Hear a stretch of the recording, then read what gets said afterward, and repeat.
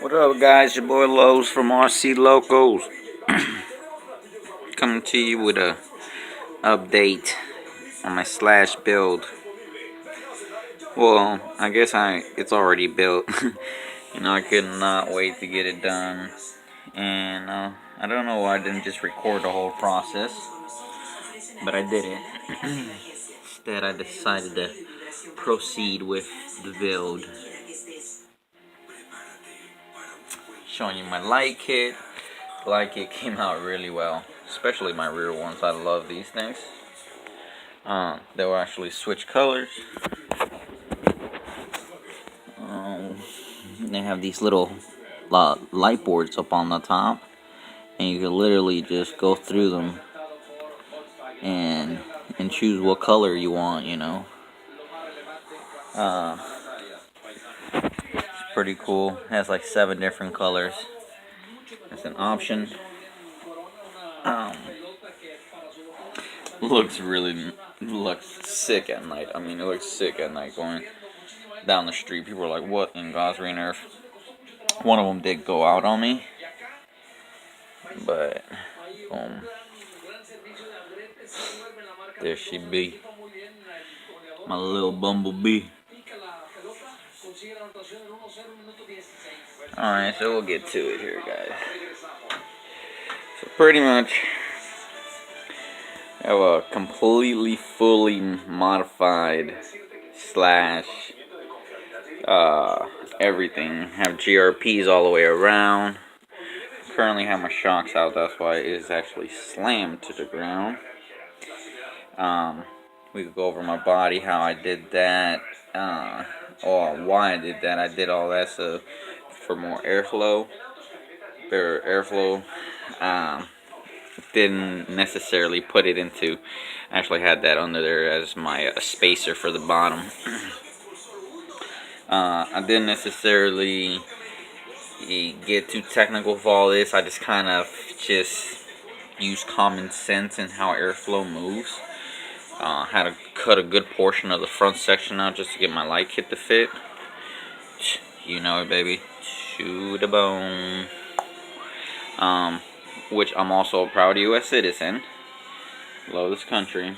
I believe both of our countries have a lot of growing up to do. And I think if we all come together, we could make this a damn good nation, world to live in for everybody. A world, not just be awesome. Anyway, that's a whole nother. We could go on about that forever. So that's my body. Painted it that black color or that silver color so that it would match nice with all the black accents. Because I was trying to. Originally, I was actually just trying to make it like a super dark gray color. But that didn't work out too good. Kind of the first coat I put, even though I misted it on, it still like covered like a good portion of it, and just was silver or gray. That's actually gunmetal gray. The under part of my body, I actually painted, my colors, what I wanted to do, blah blah. And then I used 2 different applications. I used undercoat application, which seals, keeps water out, makes things flexible, and it protects pretty good. And then I used truck liner, the bed liner, which is a harder compound, and just makes things durable, makes things less, prone to break. Holds up pretty good. I found that just one by itself wasn't enough. It had to be a combination of the 2. So I found by mixing the 2 a certain way, spraying them on there at different times or whatnot, you could get both a rubbery and hard compound, and it makes it super stout. It's still flexible. You can still feel the flex, but it's like a real thick, flexible, You know, it doesn't feel like it's gonna break, and it doesn't feel like it's gonna bend under pressure. So yeah, so back to the light kit. So this is a whole light kit by itself. It came off Amazon. It was 4 white lights and 4 red lights. And I've kind of mixed and matched and played with them a little bit. One did go out, like I mentioned. This one in the center here is a black light, which is that thing there, which is pretty cool. It actually unplugs. Boom, I can unplug it if I want,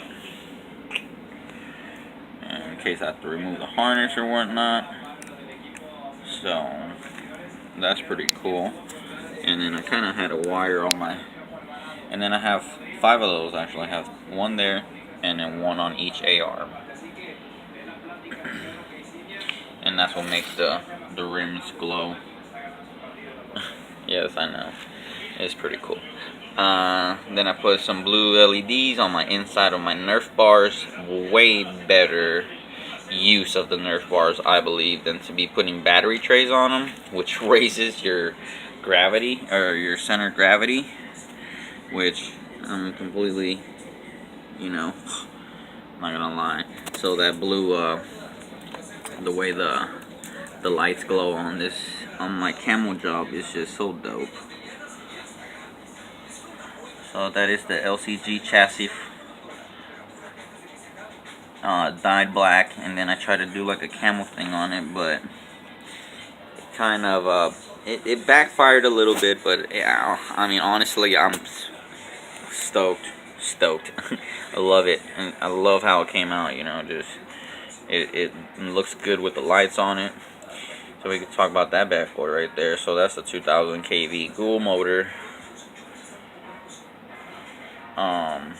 And currently I just geared it down. That's a 22 tooth pinion and 36.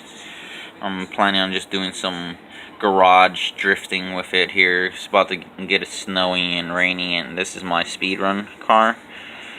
And I don't want to get it all dirty because of my lights and all, what good not. So I take it drifting, or you know, go to a course or something that I could run it as a short course truck or as a drifter. So yeah, so I currently do have, oh yeah, so this is my little 3S. I have a little 3S LiPo pack that I ordered on accident. No, well, actually, I didn't order it on accident. It was supposed to be a dang on 3S LiPo, like a 5200 milliamp, and they ended up sending me that little teeny thing. So I found good use for it though. I just used another XT60 connector and then I used these little male and female plugs, and then ran all my wires how I wanted them. You know, like the 4 pieces on the back, those little LED boards were sewed completely different. So that was all one light kit. The black lights are all one light kit. The front lights are all one light kit, and then the blue LEDs were all one light kit. And I took them all together and soldered them and wired them and ran them and loved them a little bit into the position that they are. Yes, tell me that camel doesn't look just so dope with that blue. I mean, I'm not trying to brag, but Jesus, I mean, you gotta appreciate beauty. Yes, those are 2 3S LiPos sitting inside of my chassis, perfectly snugged and caressed by their vinyl straps that I've screwed into the body, which are probably the reason I have some of those little metal things sticking out. I have to cut them shorter. Haven't really done all that. I'm planning on going to XT90s connectors on these 2 particular batteries, and maybe another set of 2S, because I'm running 2 3S to make a 6S, which is currently being ran off my Mambo 2, which currently, yep, is sitting up in that position right there, which I had to make a bracket, screw the bracket down, and then mount it in that position along with my receiver. It's funny that the new Rustler has the same mod, and I did this mod to mine before that Rustler came out. But we won't get into pointing and I already hear some people like, yeah, sure you did. Anyway, we could take it to the hobby shop and I'll show y'all the day that I brought my slash in and the day they showed me the new slash, or the new rustler.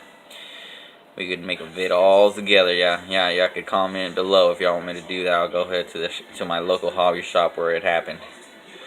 Anyway, it's not that deep, guys. It's not. I won't say that joke. Never mind. So yes, you are looking at a very snug and compact setup. Took a little love to get it to the way it is. Real happy with my 2000 kV motor. You know, had to grind it all down. These guys, and if y'all want to know how I did a lot of this stuff, just let me know. I will go over it and explain how I did it all.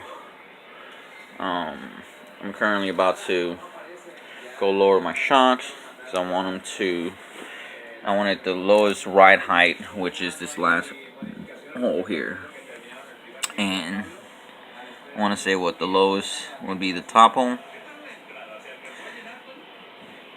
Yes, or something like that. Anyway, pretty much I want my lowest ride height to be high enough for the candy bar to fit underneath, and pretty much my shocks to be able to take it.